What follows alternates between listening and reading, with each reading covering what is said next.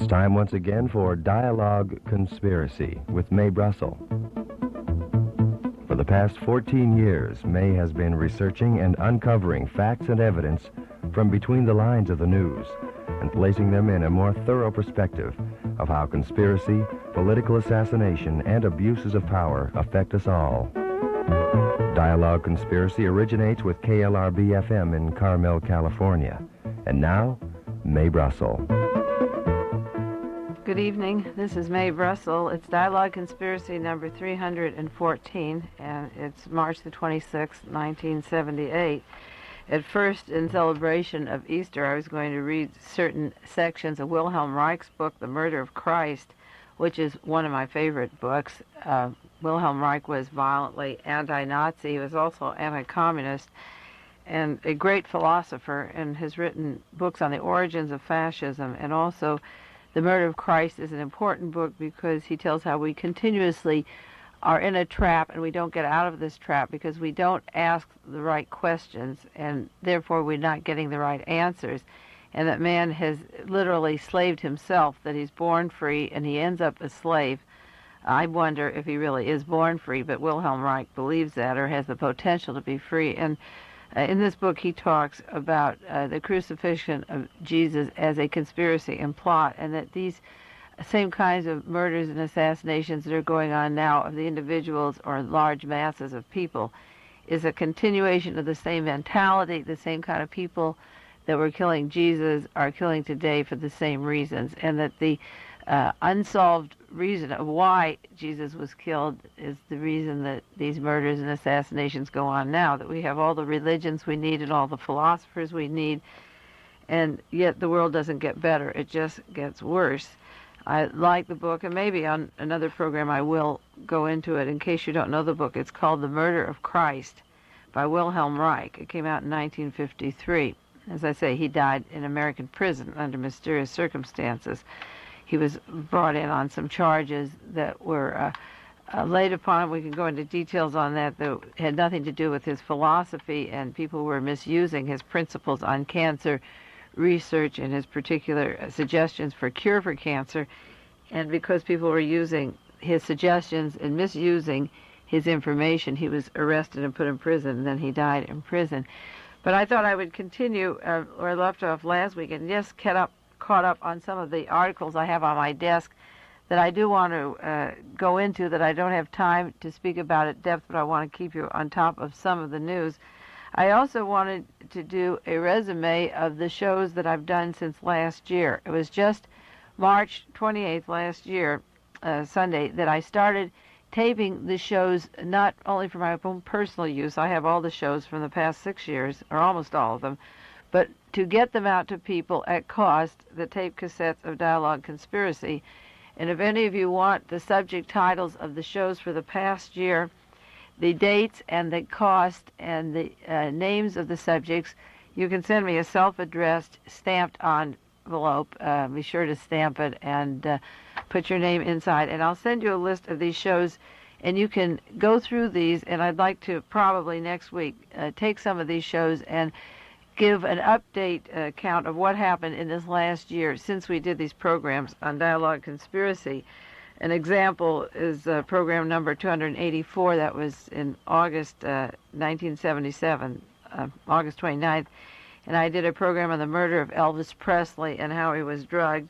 And then in November of 1977, a few months later, the medical doctors in Memphis, Tennessee began to reopen the inquiry of how Elvis Presley was dead, and they said the subject should be investigated by the president of Memphis and Shelby County Medical Society, that there were conflicts in the official reports, and they questioned that his death was drug-related, and they felt that there was some collusion of persons misrepresenting both the autopsy report and the circumstances on the death of Elvis Presley that I called murder. I believe that he was murdered. The King of Rock was murdered.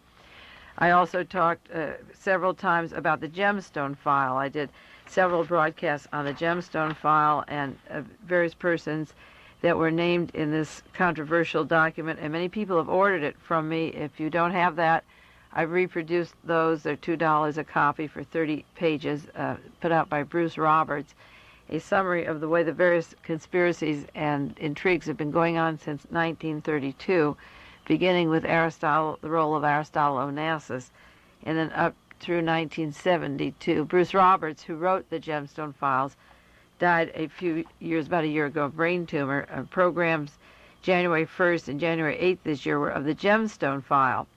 Now, it's interesting, December the 25th, that I did a program on a part of the Gemstone File and Bruce Roberts and the fact that Paul Krasner became the publisher of Hustler magazine.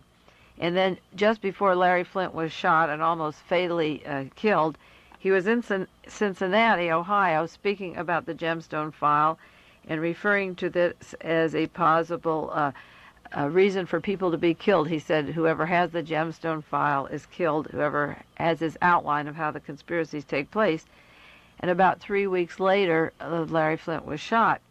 But all that he had was the Gemstone key, that resume that I will mail to you at cost if you want it. He didn't have the 300 or 400 pages of the whole file, because running through that file are names of various people, such as Mayor Joe Alioto in San Francisco, with his links to organized crime, and also John Tunney, and former Senator John Tunney.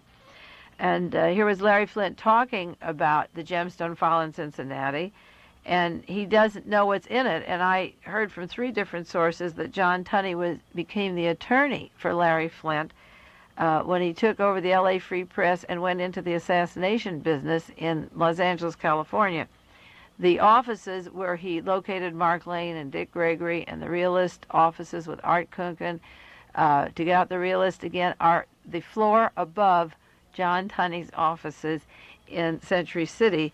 And yet I have an article here dated December the 30th, 1976, from the Los Angeles Times about the notorious Flying Tigers and the Flying Tiger line, and how it was used and funded and gave airplanes to John Tunney, and it gives the amount of money, and supplied him with election money in 1970.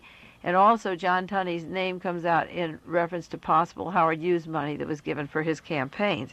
So if the group in Los Angeles were to investigate these assassinations and they were to do any research, they would go a little further, I would believe, into the entire Gemstone File and look up the evidence or the information about John Tunney, and if he is their attorney and has the offices above, I think it's a thing to look into, because I believe that the people that are mentioned in the Gemstone File, several members of organized crime, probably were the ones who shot Larry Flynt, but he was working out of his element with a whole ball game that he didn't know, and he got done in because he was going a little too far, and yet was encircled with these people who have worked with these CIA counterintelligence gangs.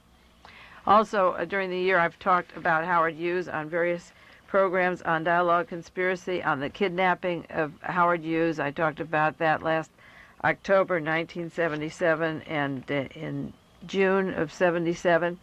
I've done many references to Howard Hughes, and just this last week, the doctors a doctor and an aide who took care of Howard Hughes have been indicted for giving him drugs. Now, it's interesting, this story comes only to the Las Vegas Sun, so it didn't come over the Associated Press or the United Press, and I'll share it with you now. The headline this week, Friday, March 17th, says, "Doctor indicted federal Hughes habit. A longtime aide and personal physician of the late Howard Hughes conspired to feed the industrialist narcotics from 1955 to 1974. Dr. Norman F. Crane, 72, and John Morrison Holmes, 62, were indicted on conspiring to furnish codeine phosphate and emperor codeine to Howard Hughes. The 2 men supplied Hughes with these drugs at his residences in California, England, Canada, and the Bahamas," the indictment charges. Dr. Crane and Mr. Holmes are ordered to appear in the U.S. District Court on March 24th, 1978. Hughes took drugs orally and by injections. In 1957, this indictment goes on, and this is important because that's the year that I've said on Dialogue Conspiracy through the years that Howard Hughes began to be drugged out of his mind, and then his empire was taken over. The indictment says in 1957, Holmes told the Hughes aide, Roy Crawford, that he'd like to fill prescriptions at the Roxbury Pharmacy on Olympic Boulevard in Los Angeles because he knew the pharmacist. This is in the indictment. They got these prescriptions, and prescriptions were also written in the names of George Frankham, LeVar Marlar, and Clarence Waldron. Now, those men haven't been indicted, and I'm wondering why. Both Dr. Norman Crane and John Holmes in 1974 said that they wanted to get out of the drug supply scheme, but they were in it at least up to then and even longer. The indictment says that 480 prescriptions allegedly written for use by Dr. Crane, 180 were in Mr. Holmes' name, 168 were in Crawford's name, 73 in Frankham's, and 59 in Mylar's. Mr. Crawford transported 36 of the prescriptions to use. Mr. Holmes took 387 of the prescriptions to use, and how the 57 other prescriptions were taken, they do not know. In 1971, the indictment claims Mr. Holmes told Clarence Waldron that he should be able to use each aide's name for the prescriptions for the morphine derivatives to conceal that they were really for Howard Hughes. Mr. Holmes was hired by Howard Hughes in 1949 to escort his starlets to their dancing lessons and music lessons, became an aide in 1957, the year that Howard Hughes was then zonked out of his head, which, as I say, is the exact date I pinpointed, and now, and still does, draws a salary of $92,500 a year, with no training as a secretary, a medical aide of any kind. He's drawing this salary. Now, this is important because the memos that we talked about on Dialogue Conspiracy just March the 5th of this year with Douglas Wallace and Preston Truman went into the memos that were in the hotel room and when Howard Hughes, or that person allegedly Hughes, was in Mexico. And in these memos, the subject of the will came out. And at that time, in 74, there was a will of Howard Hughes, and in 76, there was an existing will, a handwritten will that Nadine Henley, the top aide of Summa Corporation, one of the top aides, had. This will existed. And then Johnny Holmes, the same man that's indicted now, admitted in the court hearings regarding the Mormon will that he himself in Las Vegas destroyed all personal papers belonging to Howard Hughes. So up until 1970, personal papers belonging to Howard Hughes were destroyed by Johnny Holmes. Johnny Holmes was supplying literally hundreds of injections and pills, up to the tune of many, many hundreds, at least what they admit, enough to keep a man zonked out of his head, gone completely since 57. The empire was taken over. 2 men have been indicted. The others aren't yet. But nobody yet has been charged with murder or conspiracy to murder or kidnapping. And to drug a man like that since 1957, to do away with a will which did exist, and everyone who's close to the association knew it existed, to destroy his personal papers and still draw a salary of $92,500 plus all the fringe benefits is really outrageous. And so if you keep up with Dialogue Conspiracy and order the back shows and keep up with the current, you'll get information such as that does not go over the Associated Press and United Press wire services. You see, the big problem with these news services is who is controlling it today.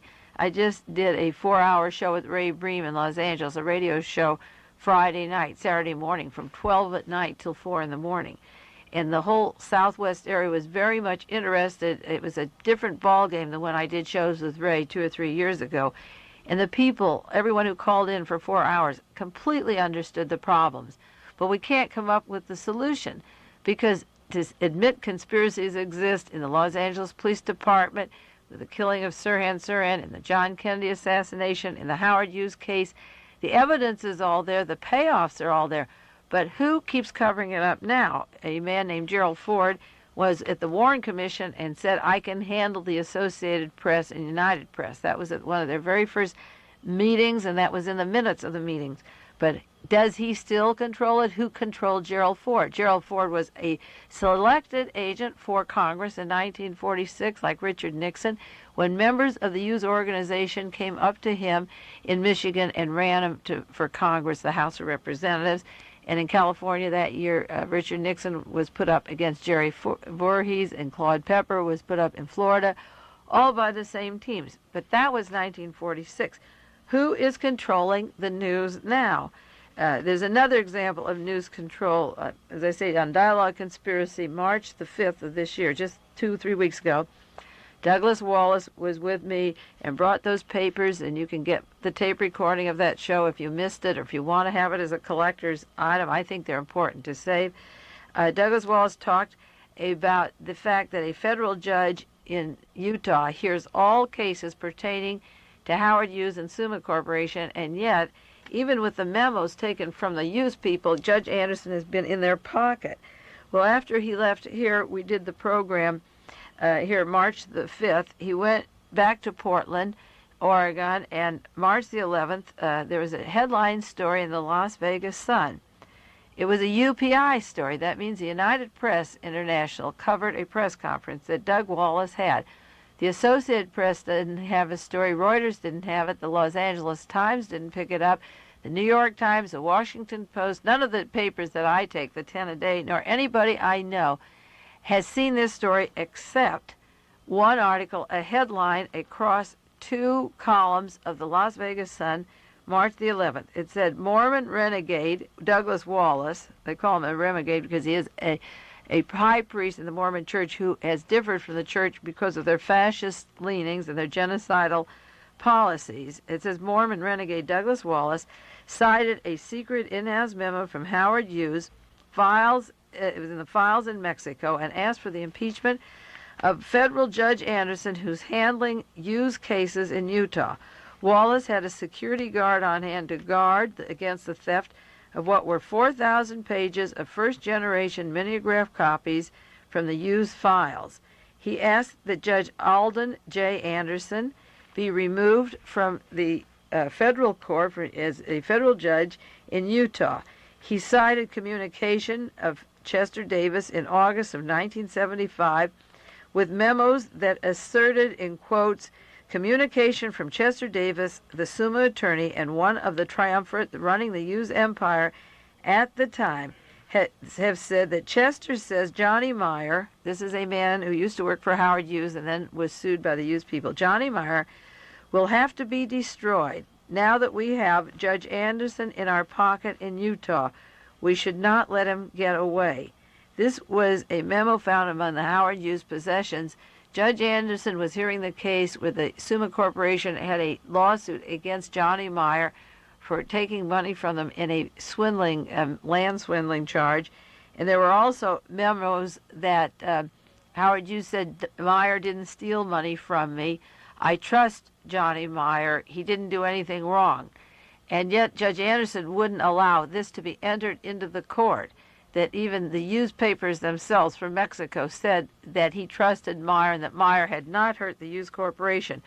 So the memo says we must continue to say that you did not know Meyer was getting any money on the mining deals. If Meyer has any memo from you available on the subject, we will go in and deny it. This was a communication of the attorneys in the Howard Hughes organization. They went on to say we can destroy Meyer's credibility. He cannot financially hold out against us forever. It will be a warning to Robert Mayu and Hank Greenspun, that's the publisher of the Las Vegas Sun. We intend business all around. Now that memo came out and was exposed. Judge Anderson wouldn't allow any of this in his court, and Judge Anderson has been named as being in the control.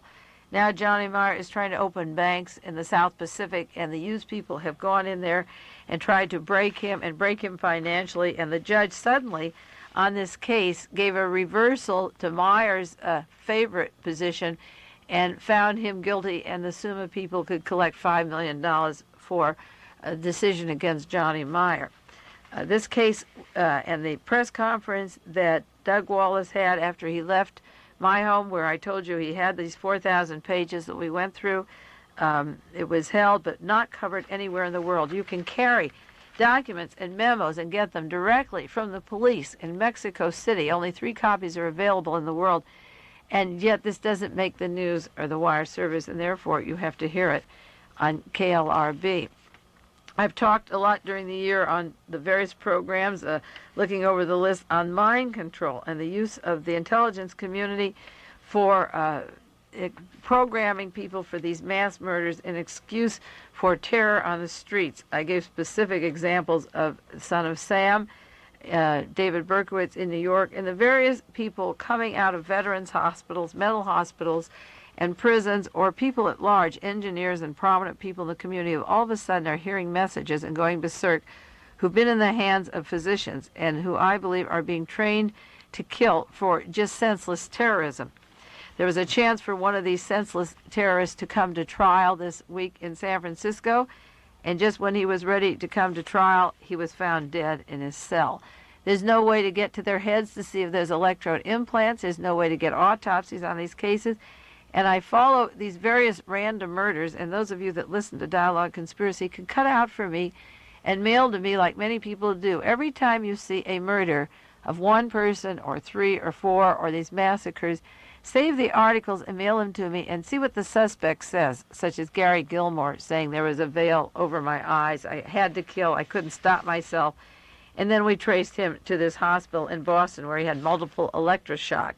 The article in the San Francisco Chronicle this week says, in quotes, "Demon killer dies waiting sanity hearing." It involves an 87-year-old woman who was killed in San Francisco, Laura B. Dunnigan.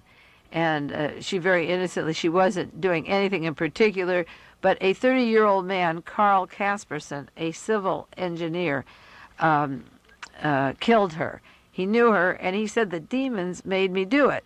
So instead of being charged with a murder trial, they temporarily judged him insane for 2 years and waited to have another sanity hearing, and he was supposed to go before the courts in Redwood City. He was brought to San Mateo County Jail in Redwood City, waiting for the hearings where he would be taken to see about his mental condition. But all of a sudden, he was taken to CHOPE Hospital, CHOPE, in San Mateo, where he very quickly died. The coroner, Paul Jensen, said yesterday, that's this week, that a preliminary autopsy showed that he apparently, not for sure, but apparently, died from a hemorrhaging pancreas. Just at the time where he may have had 2 years to think about the circumstances that the civil engineer heard demons telling him to kill this woman, he couldn't go into the trial or go into a psychiatric record or anything like that. When he was ready to go to trial, they took him to a hospital, and the pancreas hemorrhaged, and there is one more unknown berserk killer going. There's another problem on mind control. Last week I was talking about mind control and germ and swine flu, and this subject is very much on my mind, and it concerns me. A very fine researcher who supplies me with information and takes my tapes every week and duplicates them has a member of her family who's about ready to go from high school and graduate and go to college, and all of a sudden he became like paranoid schizophrenic. People were following him. He was hearing things. He was hearing conversations. And every time he'd look in the mirror, he's saying, I'm ugly. And he is in a state of confusion, which I'm getting from other people all around me. A well-known radio person in California, I can't mention the name, is having deep problems with his family. And a particular child who's the same age, in the same period in school and adolescence, and ready almost to go to college, and all of a sudden he's going bananas, and the diagnosis of the one son was identical back east to the diagnosis of this person out in California. The part of their motor of their brain skips, and there's electric timing that the brain isn't synchronized, and this person is looking in the mirror and saying, I'm ugly. Now, I don't want to embarrass people or even suggest or hint who's suffering from this, but if any of you listening listen to the shows or get these tapes, know of any other circumstances where you have children who, say, have taken marijuana or grass, but no other drug that you know of or chemical, who believe that they're being followed. If you're political, and write letters to your congressman or get the tapes to Dialogue Conspiracy, or just know if you've taken political stances of a kind or your children are aware of politics in the family, please supply me with any information you have. If any symptoms overlap, these may be the biggest coincidences that just happen to come in my mailbox within 2 weeks' time. but I certainly believe that there are coincidences in Nazi Germany that weren't investigated that should have been, and people could have put things together quicker had they the tape cassette and the radio and the means by which to communicate, which still isn't cut off completely. Another story that the United Press internationally, Associated Press didn't carry, that you have to learn from Dialogue Conspiracy, or else if you take the New York Post, it was there. The real son of Sam killed himself. Now this is an interesting story, and I want to read it to you. And then if you want to get the tapes on my show on Dialogue Conspiracy number 282 and 283, I talk about David Berkowitz, the son of Sam, and the CIA profile they had on him, and that he was a victim of the LSD and testing of the Army program because he was against war and for peace, and he was in South Korea, that the police department and the CIA terrorist groups turned David Berkowitz into this killer who literally had to stalk New York City for a year. And then when the message was done and the mayor races were over and the police law enforcement squad teams were all set up, David Berkowitz was quietly put into a cell, and you never hear any more about him. Now, he kept saying that a man, Sam Carr, who lived right below him, had a dog, and that Sam was influencing him electronically in some way, that he was getting messages to kill from Sam. And Sam's daughter, as I said on other shows, was a woman who worked for the sheriff's department in the area. Her name was Wheat. She's 26 years old, and she was a dispatcher for the Yonkers Police Department and played a role in when they eventually led to David Berkowitz. It was Sam's daughter, the daughter of the man that he said was making him do the murders, who played a role in taking the police to David Berkowitz's apartment. Now, the son of Sam, the real son of Sam, died mysteriously just in February last month, and I want to read you this before I go off the air. This is New York Post, Wednesday, February 22nd, 1978. The son of the real Sam kills himself. The son of the real Sam in the David Berkowitz case committed suicide under mysterious circumstances in North Dakota. In the latest bizarre twist surrounding the son of Sam suspect, David Berkowitz, the so-called .44 caliber killings, John Carr, 31, was found dead, apparently, like the man that died of the ruptured pancreas, apparently self-inflicted gunshot last Thursday. Carr is the son of Sam Carr, 64 years old, of Yonkers, New York, whose dog and whose person David Berkowitz maintained gave him the orders to do these murderous rampages. Young Carr's body was found with his skull demolished, a bullet fired into his mouth by a .30-30 rifle, identical to Carlos Prius-Sequeira's and the George de Morenchill deaths and a lot of others. He was discovered late Friday night in a civilian apartment where he stayed on the U.S. Air Force Base at Minot in North Dakota, 50 miles south of the Canadian border in North Dakota. The rifle was next to his body. No note was found. And, of course, a rifle in the mouth means don't talk about your daddy or your sister, I guess. It says, we don't know whether his death has anything to do with the son of Sam case, the county sheriff said, Terrence Gardner. As far as we're concerned, the motive is unknown, but it's really very strange. The younger Carr was never linked publicly with his father like his sister was, but there was speculation that he may have been referred to once in writing by David Berkowitz, who mentioned John Wheaties, a rapist and a suffocator of young girls. It seems that David Berkowitz named this person. Now, Wheat was the name of Sam Carr's children. One of them, as I say, his daughter, Wheat, worked for the sheriff's office, and David Berkowitz had mentioned something about John Wheaties, a rapist and a killer. And John Carr, 31, was found dead just in February. Sam Carr has a daughter named Wheat, and it was not known if the dead son may also use Wheat at times as a middle name or a nickname, because Sam talked about John Wheat as being the rapist and the murderer, and saying that his father was the one who told David Berkowitz to go out on these rampages. Sam Carr's address in Westchester County, there's a listing there also for John Wheat Carr. John Wheaties was referred to in the messages and letters that David Berkowitz wrote last June to columnist Jimmy Breslin, and the significance yet has not been put together.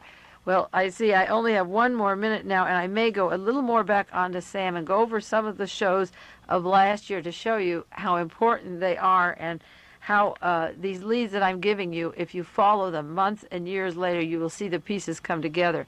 I think this case of John Wheaties being killed, shot in the mouth at this time, and being named in these memos is terribly important, and maybe we'll start that off next week.